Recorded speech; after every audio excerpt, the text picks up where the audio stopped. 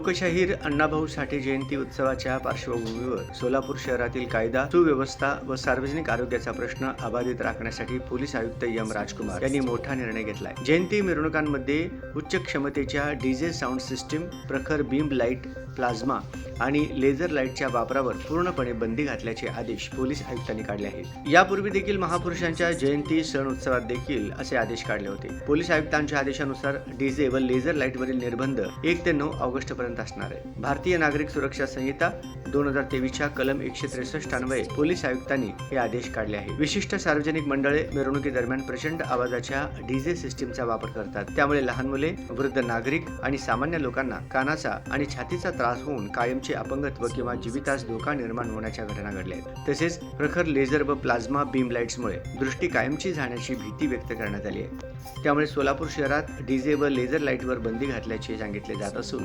उल्लंघन करणाऱ्यांवर कडक कारवाई करण्याचा इशारा युवा पोलीस आयुक्त एम राजकुमार यांनी दिला आहे।